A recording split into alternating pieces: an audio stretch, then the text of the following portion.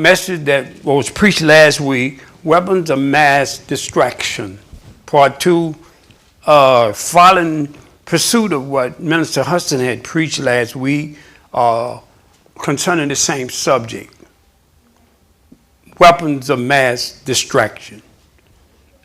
And the reason why I wanted to do that because I asked him, one of his assignment last week was about distractions.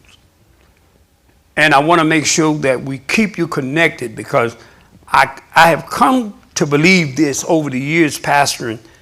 New messages is not what we need. Fresh messages is what we need. We keep giving people new stuff and they ain't done nothing but the old stuff. So we keep looking for something different to say when they haven't done the first thing we said. Just because you said something don't mean people got it. Teaching is repetitive. Somebody said repetitive. When you teach, you got to be repetitive. And teaching is not complete until application is applied. And until you can apply it, like we say, till it's applicable. No matter how you teach, until people can take what you said and apply it to their life, it's just teaching. We have so many kids in school today that's failing because people have no clue can they apply it. They just want to make sure they pass the test. And a lot of times, they on the internet, so they can't help but pass the test. When we was in school, it was different.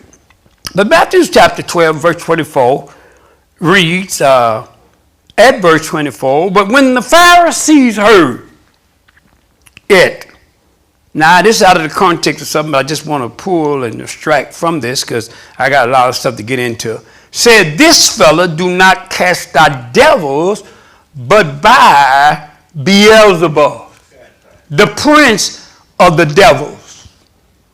You get that? Now that word Beelzebub actually means the prince of the Lord of flies. Yeah. I was surprised that he didn't start there. Yeah. The Lord of flies. He so articulated last week about certain types of flies. Me with my upside down self, I couldn't study all them flies. But there was one group of flies that drew my attention based on scripture. And I wanted to bring and help sort of navigate us, sort of help connect us to this concept of mass distraction. Because Beelzebub was mentioned because they thought Jesus was basically the prince of devils. And Jesus was trying to tell them that if I was the prince of devils, then how can a house divided stand? So what I want to do is bring these flies in you this morning without a fly swatter. But what I want to do is I want to show you something about a particular group of flies that really connected me to the truth in Scripture. So Jesus said that they called him Beelzebub. So we know that the Lord of flies. Flies. And as I was sort of doing a little research, there were so many different types of flies, but they come in family groups. So sometimes you might find people that come in your life, they all connected the same way. They have the same nature about themselves. Then there's another group of flies that don't have that particular nature. So every fly has his own nature of how he tries to get in and bring about what I call mass distraction. One of the first things I noticed about these flies, there was a group of flies called the Acylidie flies. Acylidie flies. S-A-S-I-S-A-S-I-L-I-D-A-E. A silly fly. It's a group of flies. And this one particular fly in this group is called the robber flies. Better known as the assassin fly. I ain't getting no help now. In other words, one writer said that these particular flies are called the Top Gun flies. Out of all flies, they are the most dangerous fly. Wow. Make certain flies look like babies. But their nature is so much like the enemy that we have to talk about it. So the silly flies is very much known, if you study them, the flies that love to assassinate you. Wow. And I call it character assassination.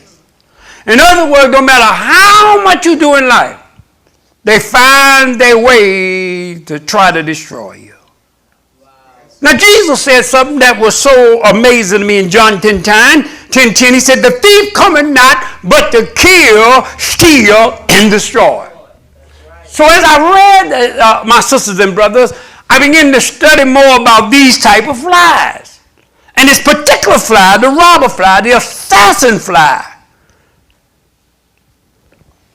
One thing they say about this particular fly, they love to wait to ambush you. Wow. I need some help up in here. Can I pay me somebody? Brother, have you shout for me a little bit? In other words, they one of them flies that they ain't going to just come at you any kind of way. They set traps for you. Wow. In other words, their whole operandi is to find a way to ambush you.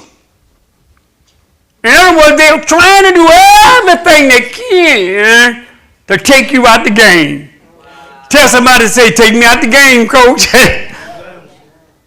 And also, they talk about this fly, this particular fly, which is the assassin fly, the robbing fly. He catches you when you least expect. Not when you expected him. Wow. When you least expect. This fly had the tendency to come and when you really think everything going good, he comes in when you least expect, and their whole motive, children of God, is to destroy you. So what is the nature of Satan? He comes to kill, steal, and destroy. So he loves to rob you. He likes to ambush you. Ultimately, he's trying to take you out. The city family. Wow. Then he went on to say, because they're the top guns of the flies, their whole purpose is to spot, write it down, to track and to kill is prey. In other words, they spot who they're looking for. They track who they're looking for, then they kill who they're looking for. It's no secret that folk just walked up in your life. Folk ain't just come up in your life. Folk be looking for something in your life so they can get connected to you for a reason. Because ultimately, they can't stand to see your success. You better stay with me this morning. Now let your mind rest and take a deep breath and say, I got to suck this in because I need this. They call them the top gun of flies because they spot, they track, and they prey. The kill is prey. And went on to say that when they attack, it takes only a half a second to bring you under their spell. Oh, ain't Satan tough? And it went on to say that, now, Brother Al, this got me. This is what got me, Brother Al. because it only attacks when you're flying. Now, if you ain't doing nothing, that may be gnats, baby. But if anybody doing anything for the Lord, these particular flies, or this particular fly, he only comes at you when you're moving. In other words, when you're doing what God has called you to do, this particular fly will come and fly behind you. But it went on to say that this is what blew my mind. Because it don't want to be so obvious, Minister Hudson, that it's trying to do you something. So what it do, it flies at the same level you flies at. Because if it fly any other level, you may spot it. It makes itself look so normal that it's easy for you to be drawn into it. So as you fly, he comes along at the same level that you are, even in your spiritual walk. Wow. And you don't understand, well, how could somebody get me if I'm on my spiritual high? Because you got a robber fly, assassin fly, that knows that you don't know that he's following you. Wow. Because even on your spiritual high, that fly knows one thing: I got to get you, and I'm here to take you all the way out. He come to kill, steal, and destroy. So now he flies at the same level, but when he get ready to attack, he moves right side of you. Ooh, that's powerful right there. See, I need the church to get me this morning. He moves on the side of you as though y'all buddies. Wow. Now, he knew from day one he could take you out. But he can't just come in your life and be so obvious that he's out to get you. So he travels behind you. He gets a certain centimeter from you where he knows he had the ability to get next to you. He studied your habits. He studied your habits. He knows how you move. So when he gets right on the side of you, he pulls out and he moves quickly, right side of you. When he gets on the side of you, then he makes his attack. The reason why he waits to get side of you, because you're already comfortable with him. So now he's on the side of you, Miss Kenise. And now only once he attacks. And once he attacks you, it says that whatever venom that's in him, he paralyzes all of your muscles. In other words, he brings your life to a halt. Oh, God have mercy. See, Satan's job is only one thing. It's to stop progress in your life. And the reason he's trying to stop it, because he knows if he don't stop it, you're going to do great things for the Lord. So when he gets on the side of you, he plunges his stingers into you, and he releases a certain poison in you that takes your muscles and stop every one of them from function. And then when he stopped you, he sticks his stingers inside of you, and he sucks out all the life of you. He draws out of you everything that makes you who you are. Now you're a victim, a prey to the robber fly. Another thing I learned about them, they are very cosmopolitan. I just thought it was a big word. Somebody said that in a movie, Doc Holliday. He was saying something about cosmopolitan. What do you mean cosmopolitan, Pastor? It means that they're global. They are not limited to a certain environment. Wow. They are everywhere. Wow. They're not just in church. They're at the clubs. They're at your house. They're not restricted to just one area. If you go to Africa, they got fries. If you go to England, they got fries. And some of these particular fly families have anywhere from 7,000 flies per family. Now think about what I'm saying. They're not prejudiced. They don't care if you're a preacher. They don't care if you're a member. They don't care if you're a brother, sister. They don't care what you are. They flies. And their whole nature is to destroy you. To get you to the point where it paralyzes you to stop you from doing God's will. And they shoot the venom in you and tell you, you see, ain't nothing to you after all. Wow. Stay with me now. Stay with me now. So they're not living in existence. It is said, now watch this. It is said that they are so powerful that they are studying this particular fly called the robber fly to take down drones. Wow. Because of the ability to see, Brother Kent. The way their eyes are made, they have lenses in their eyes to be able to see what most can't see. And for some reason or another, they have such an energy to do it that most drones use up their energy just trying to film. So they're studying this particular fly just to figure out how to make the drones more powerful. Now that's dangerous, ain't it, Brother Kent? Wow.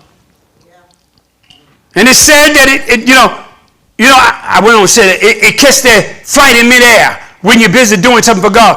And when it stings, it paralyzes. I went on to say that. Meaning sole purpose is to stop you from succeeding. So when we talk about these particular flies, and Jesus said, they told him he was Beelzebub, the Lord of flies. So that means we got to watch them flies. Brother Kent mentioned certain names of the flies.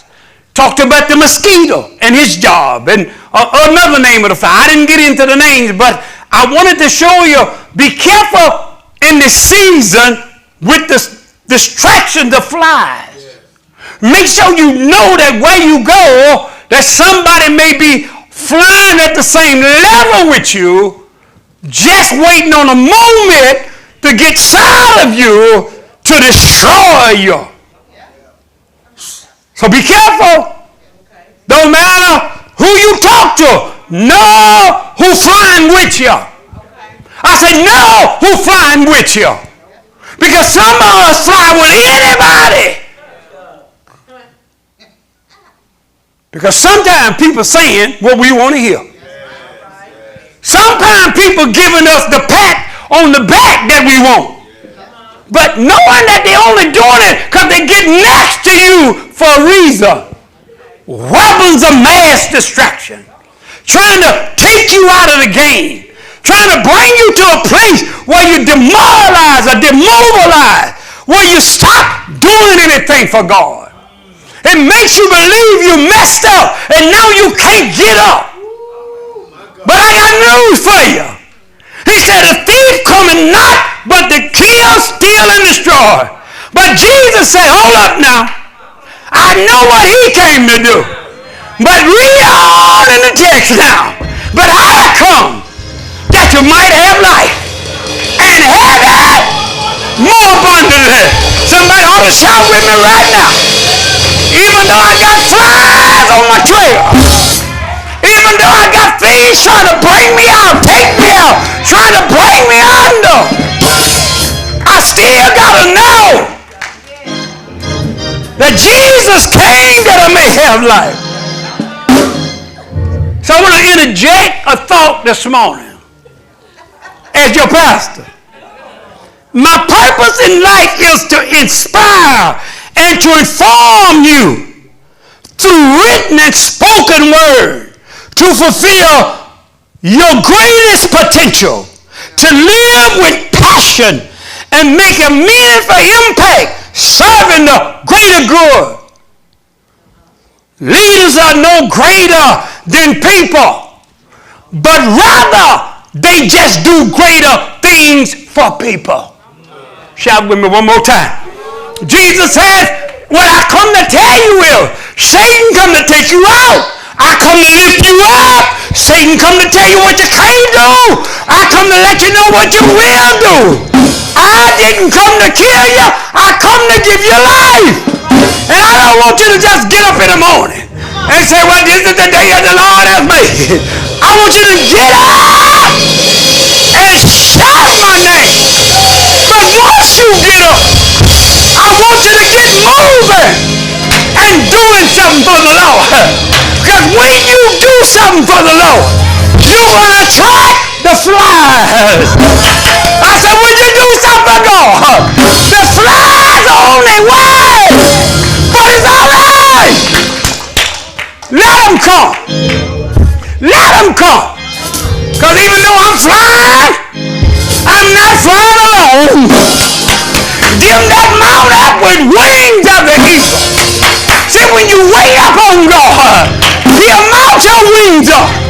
Now I get the text more clear. God's trying to tell us something here today. Watch them flies, but don't worry about the fly. See the fly, but don't let the fly bother you, because I got it all in my hand. I got the flies that's flying on the side of you. I control his every movement. If he gets you, it's your fault. Because I sent him not to destroy you, but I sent him to elevate you. Look at somebody. God got a way of sending flies. I said, got a way of sending flies. Now I want you to stay with it, because Beelzebub, the Lord of flies, that means that the devil used flies. Look at them flies up there. Look at them flies up there. Get them back to them flies, God. Look at them flies up there. You see how they're flying around? That's what they're doing to us. They're flying around and they're trying to see who they can attack. For the purpose of Scripture, I want you to go to 1 Peter chapter 5. Because I seen the flies in this verse. Can I preach like I feel this morning? Because every once in a while, you get a preach on. And you look in the text and you see what the enemy been trying to do all along. He's been looking for a way to make you give up because you're having a little trouble on your life. But it's all right if I'm having trouble right now. It's all right if the flies are on my back. It's all right. Whatever the fly do, let him do it. Because I got a good raid killer in my life. I say I got a good straight killer in my life. Every once in a while, God reach over and He give you a little cane of raid. And He say, spray it, son. Look at somebody say, spray it, son. See, you got to learn how to protect yourself. You got to learn how to keep yourself. You got to watch them flies because they come from every direction. They'll come when you at least expect them. They'll come in the morning when you're laying in your bed. They'll come outside when you're sitting on your porch. They got the nerve to show up at night. Even when you're sitting outside, sitting down, having you some marshmallow on the fire. They call them mosquitoes. They'll come and bite you, and they'll run you in the house. But today I come to tell you, don't let them run you nowhere. Let them come. Let them come. Let them come. Because God got a plan, and ain't nothing the fire can do about it. He may huff, he may puff, but he can't blow your house down. Ain't he all right? I said, ain't he all right? Now let me get out of the preach mode for a few minutes. 1 Peter chapter 5. Peter warns us about these flies. He said, one of the things I want to warn you, he said, be sober. Now that indication of being sober could be two things. That means you're too drunk and you need to wake yourself up. It could mean that you ain't thinking right. And most of the time the text is trying to tell us, our thinking is wrong about the fly. Even though he has the ability to do one thing, but he don't have the ability to deal with God. But he can deal with you, but he can't touch God.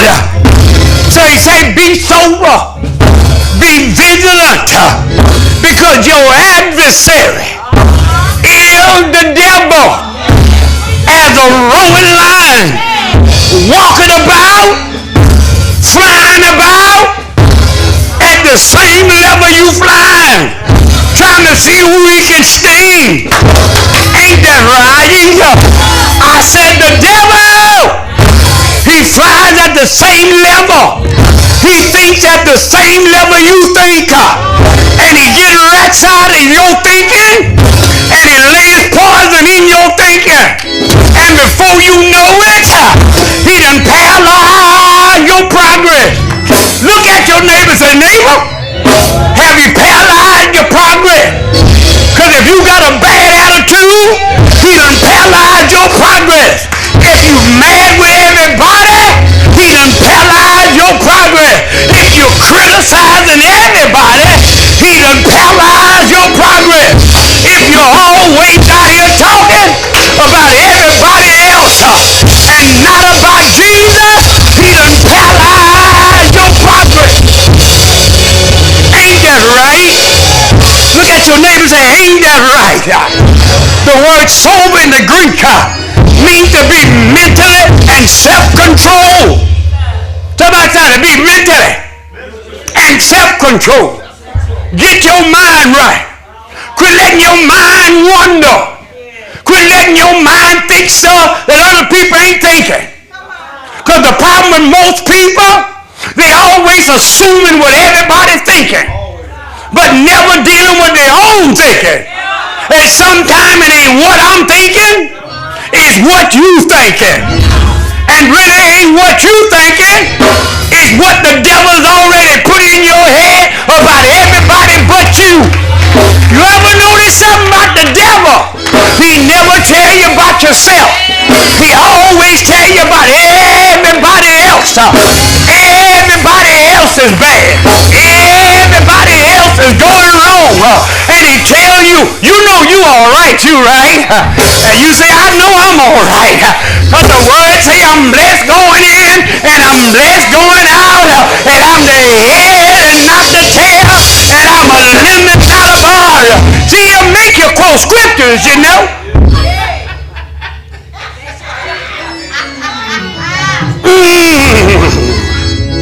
To be sober. Then he moved from being sober, Brother Albert. He moved to the word vigilant. Can I preach for a little bit here? He moved from sober to have the right mental perspective about the things that I'm getting ready that's happening in my world. So he said, be vigilant. That means that when you're vigilant, I feel like preaching right there. It means to be awoke. It means to wake up. Look at your neighbor and shake him and say, wake yourself up. You've been asleep too long. You've been so busy watching people you done fell asleep.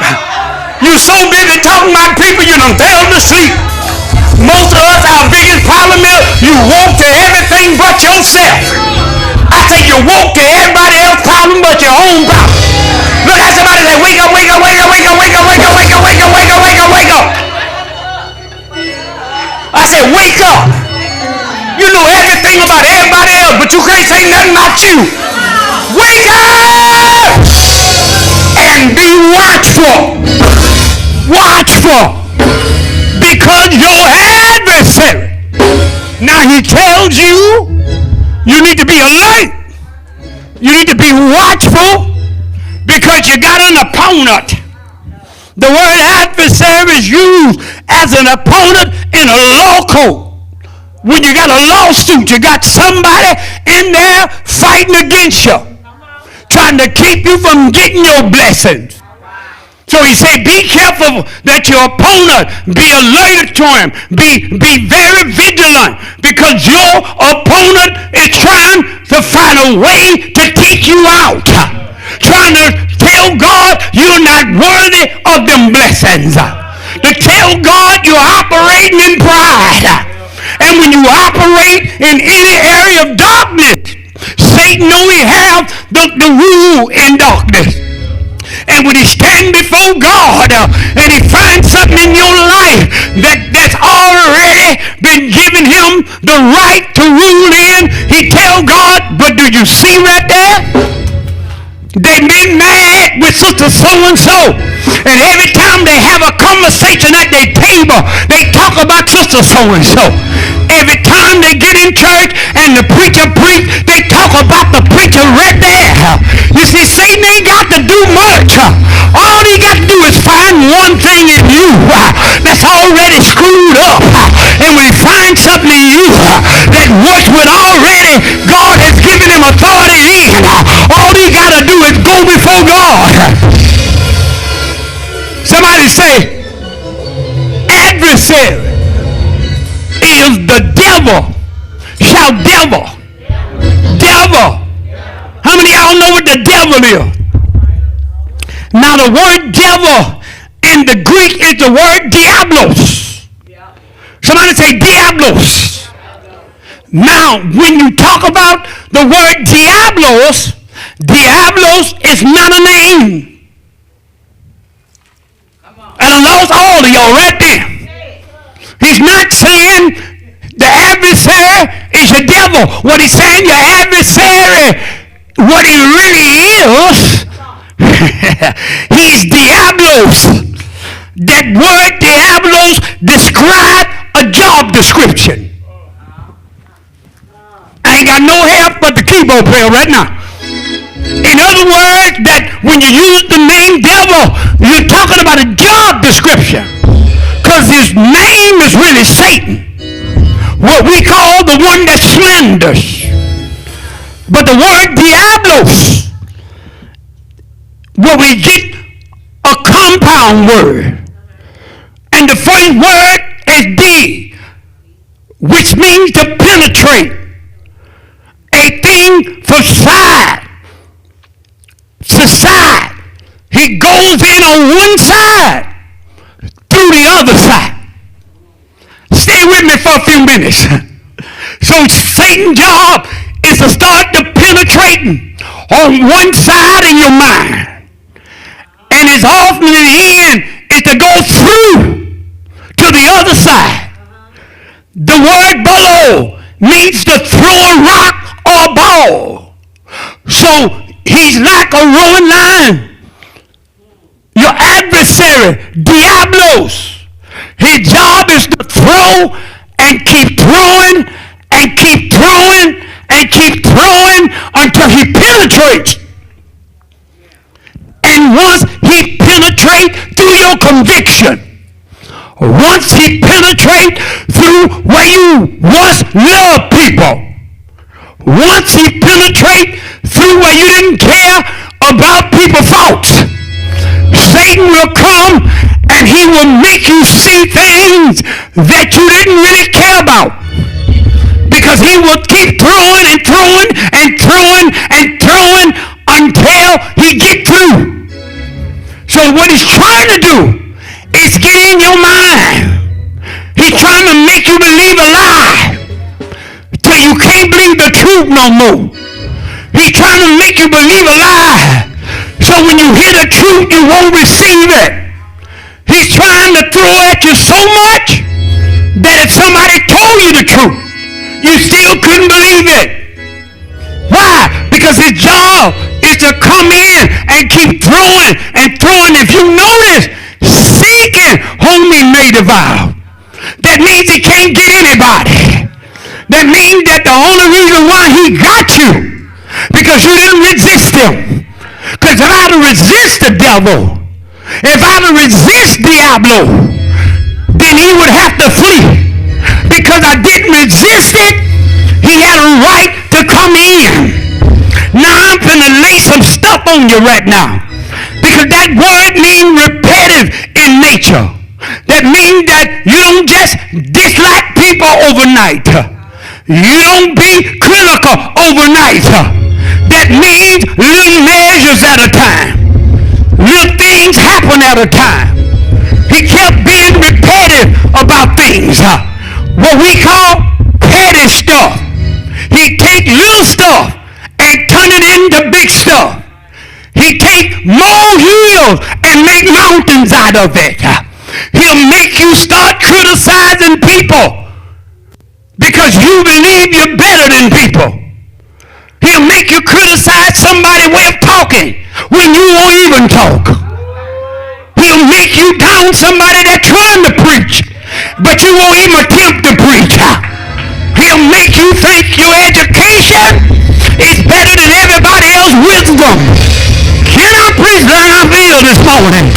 Every once in a while, we got to shake, rattle, and roll up in here. We need to be careful because we got a devil name, and they call him Diablos for a reason. Now, I want to give you some information on Diablos because Diablos in the classical Greek, it actually has the meaning to traduce something. The word traduce actually means to speak boldly of or tell lies about someone so as to damage their reputation. Come on, talk to me up in here. His whole modus operandi is to tell a lie on people, to destroy other people. If you've been talking and you're destroying people, you're working with Diablos. That means you done picked out the job description. He done already put you on his payroll.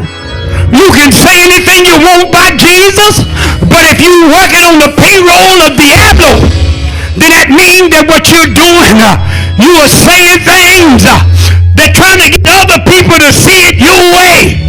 You're saying things to try to get people away from people so they can look at you. Watch them distractions.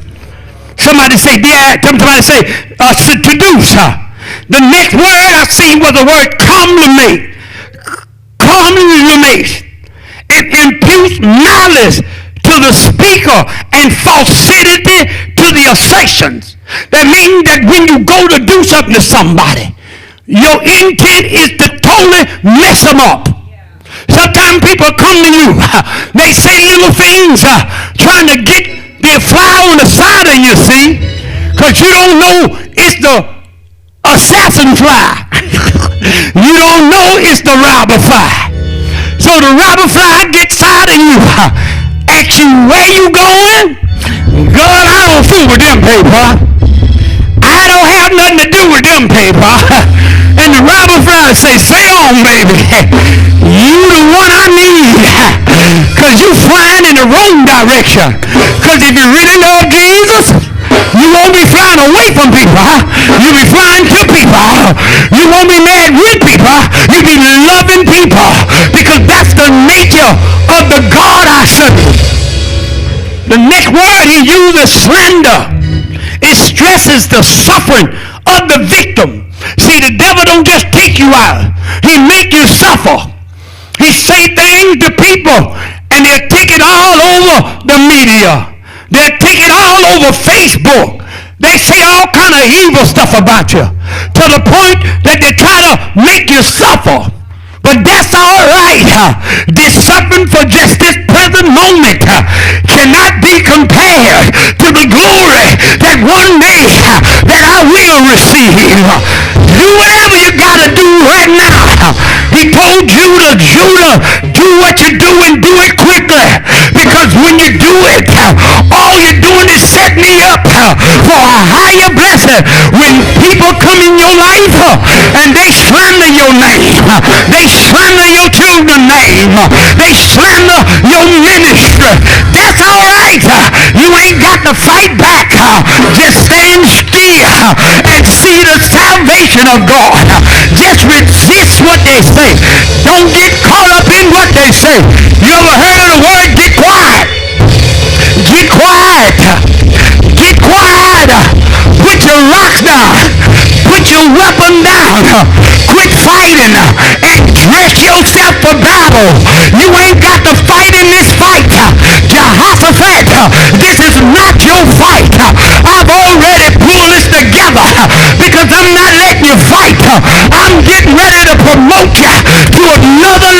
But I don't need you to get upset. And Jehoshaphat said, Lord, is these the same people that I blessed with money? I was in the store. I bought them groceries. I bought them something for Christmas. I gave them money when I came to church. Is these the same people I took counsel with, God? Yes, it is. God said, but don't you be like them. Whatever you do, just keep on blessing them. When they slander you, they slandering me. Ain't nobody talking to me up in here. Somebody might be guilty.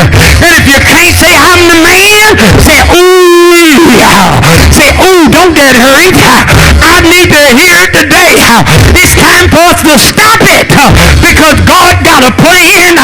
And he's going to take us where he got to take us. Whether you go with me or whether you stay, I'm still going to be blessed. The next word they use is defame.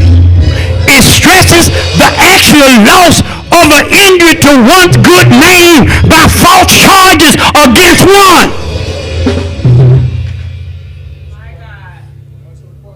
We say stuff about people to destroy them. I wish I had time to talk about that other fly. I'm going to leave him alone. Let one of y'all find him. Defame stresses the actual loss of an injured one good man name to somebody good name. I'm not holding up Jake's and nobody else. People all over the internet over some pictures Jake took with a man that was not saved, and people done bought into the lie that the man was gay and everything else. Well, baby, you got a day coming too. You better get your mouth on Jake's and everybody else and get your mouth on the word of God, because if anybody need to know, every one of us got something in our lives that Satan will bring up in a moment that you will hate it. See, the reason he ain't talking about you right now, because you ain't doing nothing right now. The reason he ain't cutting you down, because you ain't being lifted up. But one of these old days, when you get in the hype of your ministry, somebody gonna come out the back closet and somebody gonna say something about you, and then it's gonna hurt, because you will remember when you got an agreement with the assassin fly.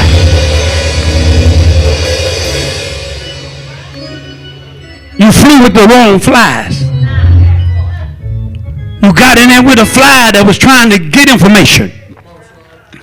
And the next one, disseminate. To spread the information concerning a man and do so maliciously, insidiously, with hostility. In other words, your whole aim was to get other people to see how you think about that person. We use the word love so loosely. You wouldn't know it if somebody pulled it on you. How you gonna love somebody and you got the nerve that is trying to destroy them? My Bible say love covers the multitude of sin. In other words, if I see it, I ain't finna tell you about it. If I see it, I'm going to cover it. And I'm going to make sure you be all right on my end. Now, I don't know who else you're flying with, but you ain't flying with no fly when you're with me. I said, you ain't flying with no fly when you're with me. Because whatever I got to cover, I'm going to cover it. Now, I'm not going to agree with your sin, but I will cover your sin like he covered my sin. Now, I'll work with you until you get it out your life. And I'll stand with you and stay inside you until you get it right. But what I won't do, I won't agree with it. I won't get in the bed with it. I won't do what you do. I won't drink what you drink. I won't smoke weed with you. Come on, talk to me up in here. I won't go to the club with you. Come on, talk to me up in here. Now, I might go to the wedding reception with you because that's my daughter, that's my baby. But when I get there, I'm going to go there saved. I'm coming back saved. Because I'm not going to let no fly invite me to no party and make me turn myself around and be something I ain't mean to be.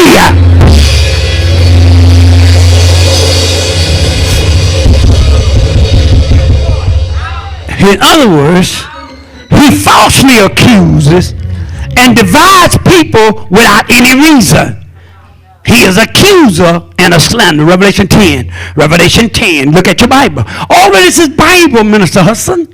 All of it is Bible. Who would have thought flies and their nature can be so distracted? God created creatures so you can get metaphors to understand how people will be amongst each other. Revelation 10, and I heard a loud voice. Somebody said they heard a loud voice. Saying in heaven, now is come salvation and strength and the kingdom of our God and the power of his Christ. For the accuser, the slanderer of our brethren is cast down, which accused them before our God day and night.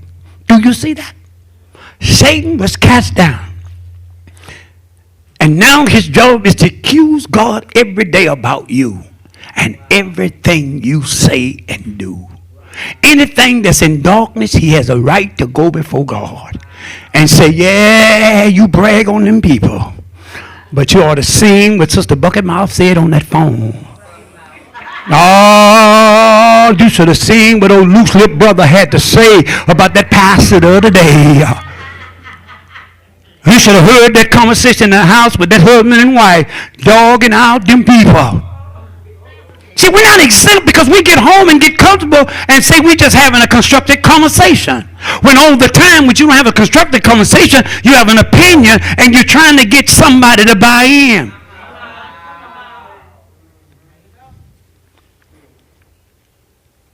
So what she said, so his only purpose is to control the mind by penetrating it so much with so much with thoughts that he get you to believe it. There's some things the only reason you believe it because he's came at you so much that sometimes you really didn't believe it, but because so many other people said things about it, it just fit what you believe. In other words, you don't know if it's true anyway. You heard it. Because you want to know the truth. You want to know a lie. You keep asking people that tell lies. Because if you wanted the truth, you'd talk to the person that they talking about. But no, you talk to people that started the lie. So if you're talking to somebody that started the lie, you ain't hunting no truth. They say if you give truth to a person that don't love truth, you give him multiplied reason just for misinterpretation. Can I preach like I feel? So he goes on to Revelation chapter 12, verse 11. He says, but even though he accuses, but they overcame him by the blood of the Lamb and the words of their testimony. They love not their lives unto death. So in other words, that even though we might been a victim to the fly and all of his stuff, but there is victory in the blood of Jesus.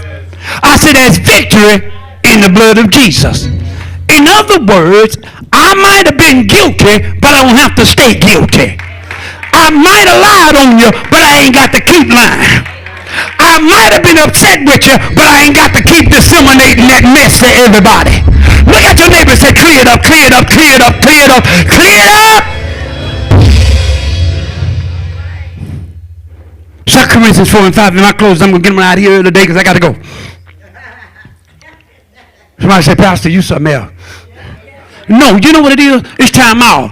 It's time out. We are living in a season of everybody attacking everybody. And don't even realize we all brothers and sisters in Christ. We all going through something in our lives. It just so happened you ain't doing enough for somebody to destroy you yet. You don't know when God gonna elevate you and raise you up. And then all at once, somebody walk in the door and say something stupid that you did 30 years ago, what you ain't had much meaning, but now they coming at you. But you brought it on yourself because you kept bringing everybody else mess up. If you bring up mess, you're putting your own mess on the counter too. Now, I'm not talking about members because I know none of y'all don't do none of that up in here. 2 Corinthians chapter 4, I want you to look at verse 5. For we preach not ourselves, but Christ. Then I say Christ, Jesus Christ the Lord, and ourselves your servant for Jesus' sake. We preach Christ, but we your servant. In other words, what he's saying is, we preach Christ, but we do it for your benefit. We do it as his servants. In other words, we're here to serve. For God, who commanded the light to shine out of darkness, has shined in our hearts to give the light of the knowledge of the glory, the doxa of God, what about? In the face of Jesus. How are you going to stand in the face of Jesus and talk about me? No. Give me some more shouts up in here. How you got the nerve to stand before Jesus in the face of the one that God put to save your life and talk about one of your brothers or sisters in the Lord? Ain't no way possible. I'm going to give you 5 things, but I won't give them today. And we're going to talk about all 5 of them and see if you're a victim of one of them. But we have this treasure. This treasure. What treasure? This treasure that stands in the face of God.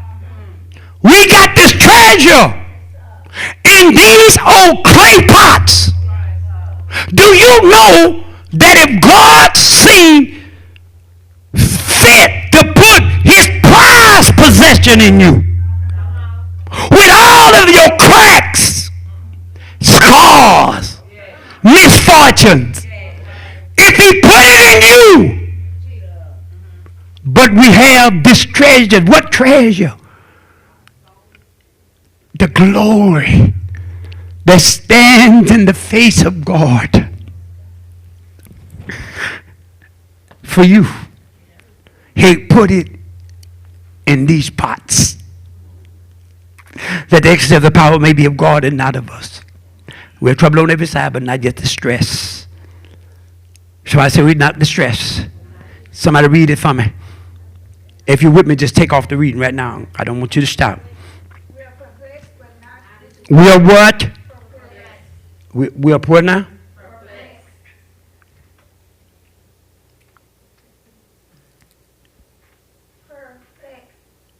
Perplexed, but not in despair. We are what? Perplexed. Okay, say it while I read proper. We are perplexed. Say it. We are perplexed. Say it out loud. Come on, black folk. Perplexed. Not perplexed. Keep reading. Read, man. Read, man. But not in despair. Keep reading. Persecuted but not forsaken. Cast down but not destroyed. Now stop, always. Somebody says stop, always. Stop, always. You won't take no break. When do you get a break? You know why you stay upset? Because you take breaks. You got the luxury of taking vacation. You might go on a vacation, but you ain't got no vacation when it comes to this. Let me use this from Eugene Peterson with his writing out of the Message translation. I think it make better sense. If you only look at us, you might well miss the brightness. If you look at each one of us, we might miss the brightness. Because when we look at each other, guess what we see for air? We see old crackpots. We see old fragile people. We see what we need to see but ourselves. The purpose of putting people next to you was not for you to judge them. People are put next to you to remind you that you're just like them, that you're full of cracks. That word earthen vessels is basically in the Eastern culture where these pots are made, they are cheap. They don't have much value to them. You can find them anywhere. That means that they don't have a lot of value. What are you saying, preacher? Why would God, Brother Kemp, take a treasure that has all value and stick it in something of no value, but became valuable to his ministry. Let me tell you why God can't use you. You're shining your pot too much. You're trying to be perfect on the outside. You're trying to move the scars. You're trying to hide truly what God had to do. God didn't come to you and told you to take out your testimony about all your mess. You are a clay pot full of cracks, full of holes. I don't care how much you sing, how much you preach, you got cracks. You got scars. You know it, I know it. Listen to me up in here. He said we carry this precious message around in unadorned clay pots of our ordinary lives. We're walking around looking crazy to people, but looking blessed with God. God said, look at my people, jacked up on the outside, but carried something beautiful on the inside. Now that's shouting news right there. You ought to be shouting right there.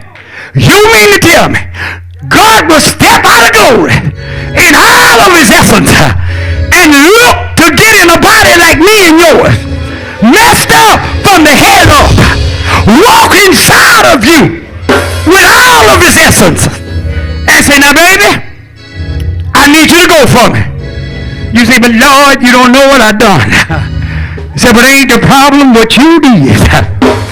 What you can't explain why I did it. I know you was messed up, but I ain't messed up. I know you would say what you're saying, because you had a bad few years of your life. But I come to tell you, your bad years finna become my good years. Ain't that right? You see, whatever you've been through, whatever God had to bring you out of, whatever's still going on in your life, ain't got nothing to do with what God doing inside of your life. Because in this life, we may be having some trouble. See, Apostle Paul, he kept reading on down. And he said that to prevent anyone from confusing God and comparable power with us, as it is, there's not much chance of that. You know for yourself that we are not much to look on. Anybody know that? You ain't much to look on. But ain't nobody looking on you. And if they're looking on you, they're only looking on you because they need to be reminded that even though you was down, you wasn't out. Even though things went crazy and it looked like you were never going to get it right. But God, in all of his glory, in all of his omniscience, in all of his omnipotent, his presence came down and he found him a body, and he said, he got shot up. He used to drink Crown every day. He smoked weed from 8 to 5, and he hit a little before he went to bed. But I see something in him that I want to put my glory in. And God say, son, I know you don't see much of yourself, but I see something I want to take all of your broken, fragile ways. I want to take all of your cracks. I want to take all of your leaks. I want to take all of your misfortunes. I want to take all of your jail time. I want to take all of your testimonies when all hell was on your side. And I want to step inside of you. And I want to put some in you. And it's my treasure. Can I get back 2 people to preach with me for 3 minutes? I said God decided that he would look down and he would go over on 61 Abbey Drive. He would go over on Private Street. He went over on Civilian Drive. He went over in Plains subdivision. He went over on the square. He went over on Baby Howdy. And he walked through and he found somebody that was messed all up. They was tore up. They was all screwed up in their mind. The devil had them on every corner. Seemed like they couldn't get it together. They had robbed everybody. They had lied to everybody. And God said, look at my testimony. Look at my testimony. He said, what I'm going to do today, I'm going to send old Alvin by to tell him I love him. I want to save him. I want to deliver him. And I want to set him free and fill him with my treasure. Anybody know what I'm talking about? You keep looking at this outer man. You keep putting makeup on it. You put all kind of wigs on it. You put Versace on it. You put all of these fancy suits on it. You dress it up with all kind of purses. You make it look good. And when people see you, it don't look like a testimony to them. Because they didn't think that they could ever get to that. But when they can see and hear where you came from, and they can hear the trumpet singing, it's going to be all right. I know you don't think you can get up, but baby, he'll get up for you. So Paul went on to say, he said, I want to say one thing to you. He said, sometimes in this spiritual terrorizing moment, he said, the devil will trouble you. He said, there's trouble on every side. He said, there's trouble on every side. Ain't nobody in here exempt from trouble. I said, there ain't nobody exempt from trouble. He said, you might be on one side having trouble. Look at somebody, say, I'm on this side, I'm having trouble. Seem like things ain't working right. Seem like they're lying on me over here. Seem like they're talking about me on this side. Seem like they came against me over here. I say I'm troubled, but I got to shift for a few minutes. One preacher called it the paradox of what they call the predicament. In other words, you save, you sanctify, and you love God, but you still got trouble on every side. But what you don't want to forget, even though you got trouble on this side, Brother Albert, but on this side over here, I might have trouble on that side, but on this side over here, I'm not in distress. I'm not able to still express myself. I may be going through, but I still can give God a praise. I still can say, God, you still are my shepherd, and I shall not want. I may be going through the hell. The doctor may say I'm sick, but on this side of the coin, God say I'm healed. I know this morning I don't feel good, but on this side he said, walk it out, walk it out, walk it out, walk it out. On this side over here, they troubling me on this side. They talk about me every day. They lied on me every moment of the day. But on this side over here, the truth came and said, you are more than a conqueror. The truth came and I'm still expressing, I'm more than a conqueror. The truth is, all things work together for the good, for them that love the Lord. I may be troubled, but the predicament, but on this side over here, I still gotta praise. Look at somebody and say, I still gotta praise. And he moved from being troubled, and he moved to saying, I'm perplexed. Every once in a while, you be walking for the Lord, and you can get perplexed. things happen so much, you don't sometimes know how you going to do it or do anything. Not knowing how to go any further, you'll get stuck in a place because you tried everything. You tried to get along with everybody. You tried to be peaceful. And it seems like every time I try to be, I'm still perplexed in my mind. My mind got me thinking, what the hell going on now?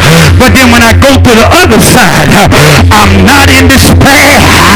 I'm not at a total loss.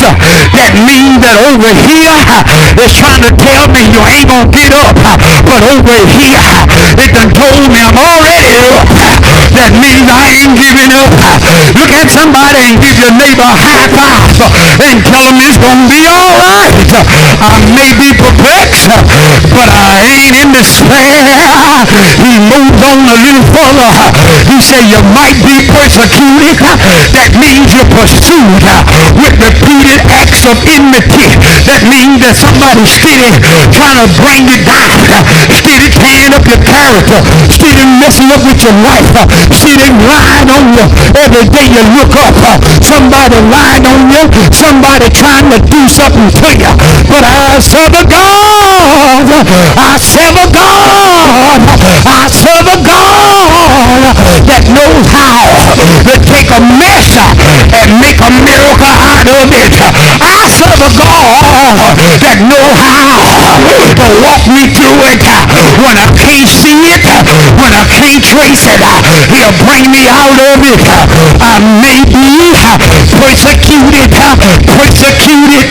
but I'm not forsaken, not left behind in any place or any state. That means that you may come at me, but you ain't gonna find me where you left me. You may dog me, but I won't be there when you get back. You may lie on me, but God gonna elevate me. You may put me down, but God gonna pick me back up. Can I preach about 5 people? And I come to tell you today, it don't matter what they say. And as we progress and we move a little further, Paul the great writer, he said, I'm cast down. He said, there come a time you got to lay down. They'll throw you down. They'll put their foot on your neck. They'll try to choke the life out you. They'll try to kill you. He said, but that's all right. He said, I am cast down, but I ain't destroyed.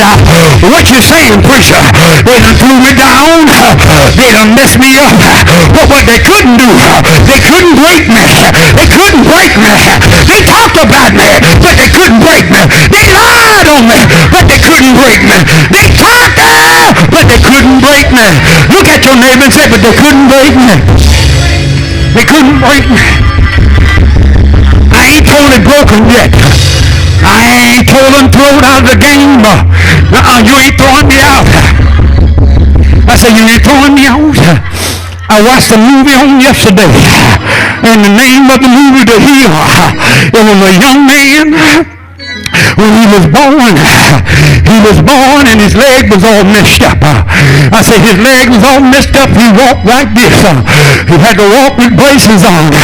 Oh Lord, don't let the devil bring in these mass distractions and tell you because you can't walk like everybody else. You ain't gonna never do nothing for the Lord. I don't care nothing about these legs because what won't work, something else will.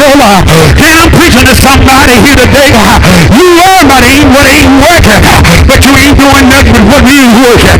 What you ought to do today, look at what's working and use what God gave you.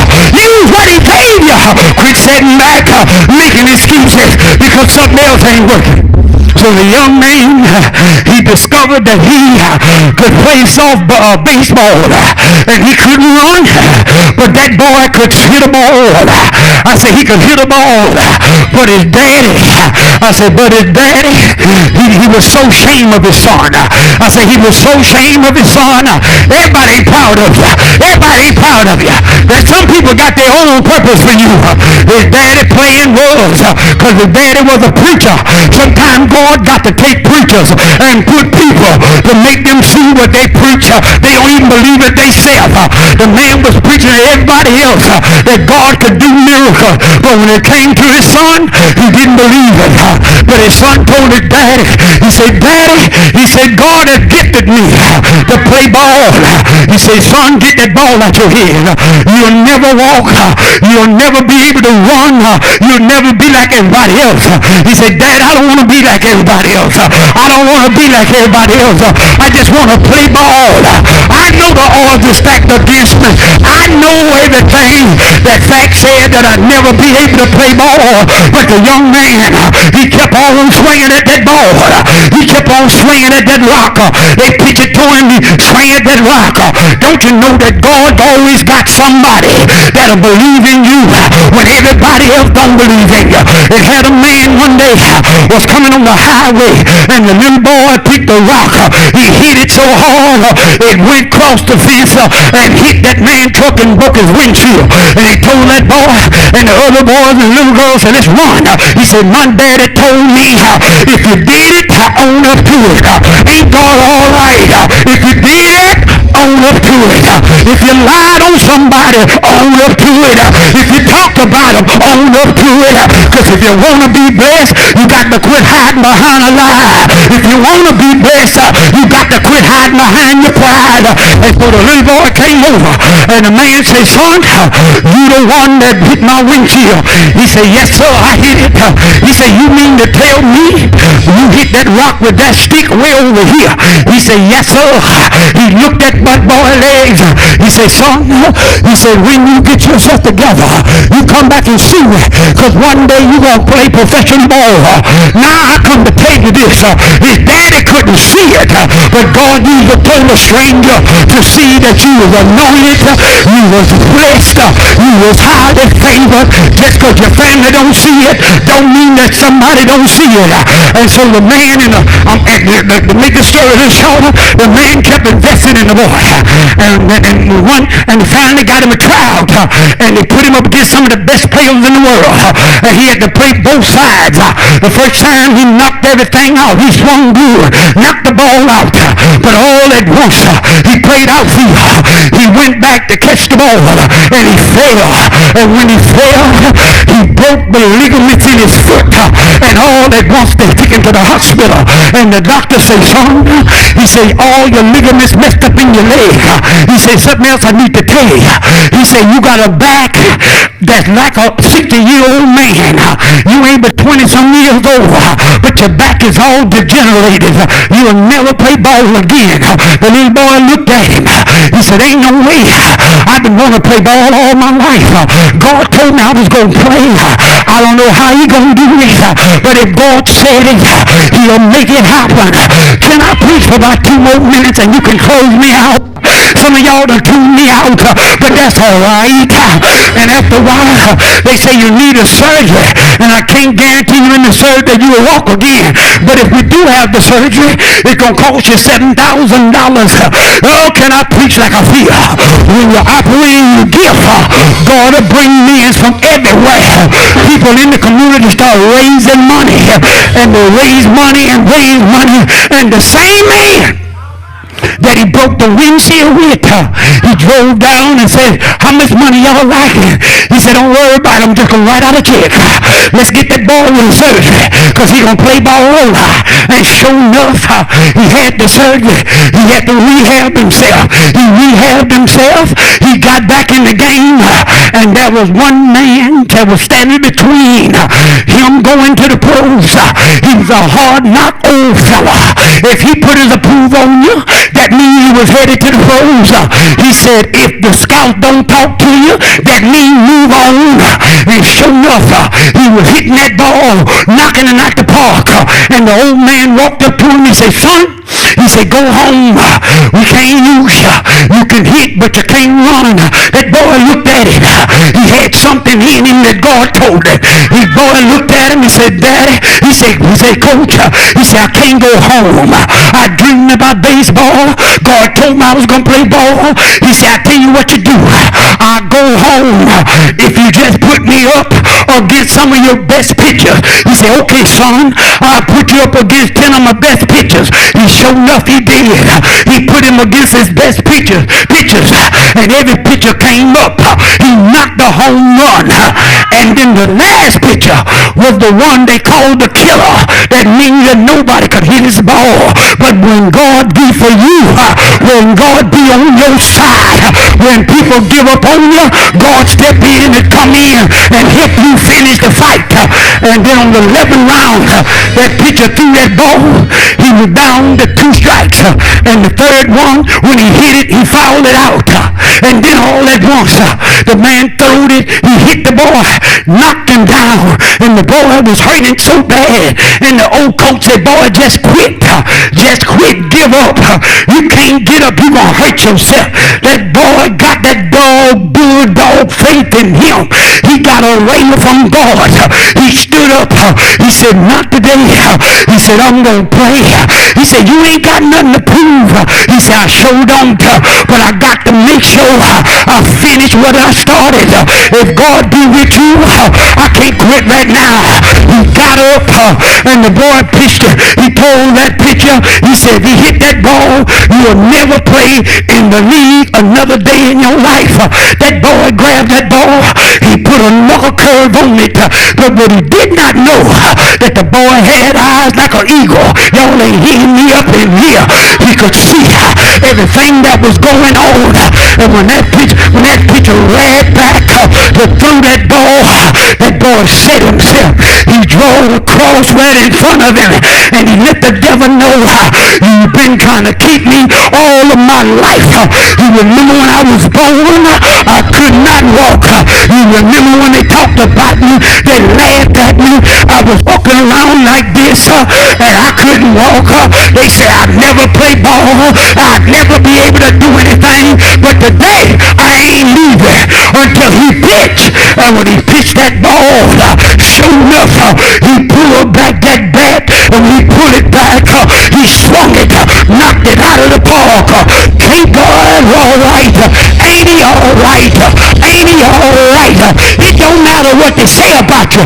If God told you something, then get on back in the fight. If God told you it's going to be all right, then give him a praise. Don't matter what the doctors say. Don't matter what your friends say. What did God say?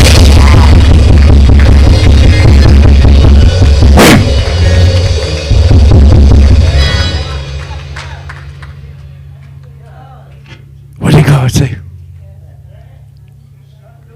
See what did God say? See what he didn't do? He didn't look at everybody else. See, but see, distractions. Distractions has one motive. Distractions have one motive, and one motive only. You know what it is? It's to get your attention. You know why? What gets your attention is what's keep you from your future. All of those distractions was to make him look at his inabilities rather than God's ability. See, Satan, Diablos, mass destruction, he's just trying to get your attention and take it off God and put it on everybody else so you can justify why you act the way you act. And if you need other people to justify why you act a fool, then you are moved by the psychologists of people. What you need to be moved by is what did God say. Brother Adam said he didn't have no job. He had no clue. But he heard God. If he'd have looked at his bank account, he'd have looked at his inability to work, he'd have still been in the panty down south. But because he didn't put his attention on the fact that he didn't have the job, he put his attention on on the word. Attend unto my word, not unto your distractions. I want to encourage all of you, quit looking at your children foolishness and start looking at your faith about your children. And call into your children what God said about your children. Because you fussing and screaming ain't going to bring them out of trouble. Only the word going to deliver them. So from this day forward, go get a word about your child. So when they hit the streets, like you did, you can say no weapon formed against them shall prosper. And you can go to bed when everybody else out there talking about they getting shot. Because that ain't what God told you. Now they might have to duck and dodge a few bullets. But when they come home, they'll tell you, Daddy, shut up, son. Shut up, son. I had to pray in the Holy Ghost, but I made it, Mama. God ain't forgot your children. My question is to you, have you forgot them? Because your attention is on all the mess and not on God's word.